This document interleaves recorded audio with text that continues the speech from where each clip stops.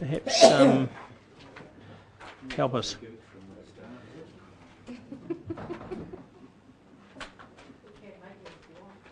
Hopefully it's not gobbledygook. So I'm assuming, Mr. This is page 19, team, paragraph 13, 460, yes. And the navigation aids, Mr. Lawrence is down the back, he may be able to add to this also. So this follows the paper to council and discussion around insurance liability and the need to provide additional insurance cover. And we were to go away and consider options for funding that, which we've done.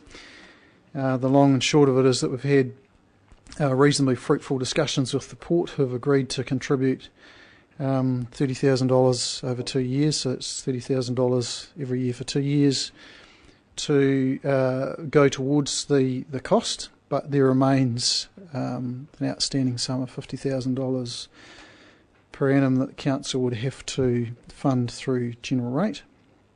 I would make the point that we are actively pursuing other options to cover this liability, because one of the most obvious ones in my mind is that we insure for an incident at a point of time, and to me it doesn't make sense that we would have a whole lot of councils insuring for the same sort of incident at any one time when we could collectively insure for that incident across all councils, recognising that these are not incidents that happen with regular occurrence, and that it would probably be commercially more sensible and economically more sensible to insure for an incident nationwide rather than region-wide. And so that's the sort of thing that we want to pursue and explore in more detail. I'm sure that there are better ways of doing this, as long and short, but in the meantime, Council has to consider how it wants to deal with what we have in front of us now. Thank you. Questions? You happy to move? There are no questions. You're happy to move? We have someone to second that.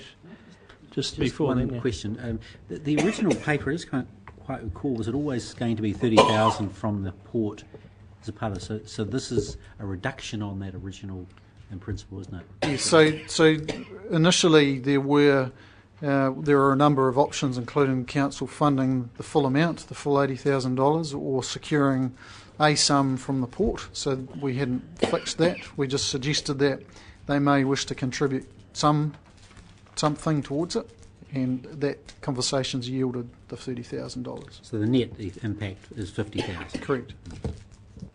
Mover. Someone to second that. Oh, happy. Councillor Curtin, wish to speak? Mr Chairman, we did approve this in principle subject to the funding. It is good to see that 30,000 has been covered from the port. It was a question that was raised at the time, and that's now been established. And it's also good to know that further economies are being sought by a cooperative approach to this, and encouraging the staff to continue that avenue. But as we have accepted the principle is there, I think that although this adds 50,000 to our bottom line, that is one we have to accept. No other speakers? Councillor Douglas. Mr Chairman, insurance is just a black hole anywhere at the moment. But I think just as a principle later on we need to look about how that finally is funded, in the sense that this is a additional cost on the bottom line. So when we wash up, could that be signalled to be considered how we wash it up? Thank you. No other speakers? I'll put that motion then. All those in favour please say aye. Contrary no. Carried.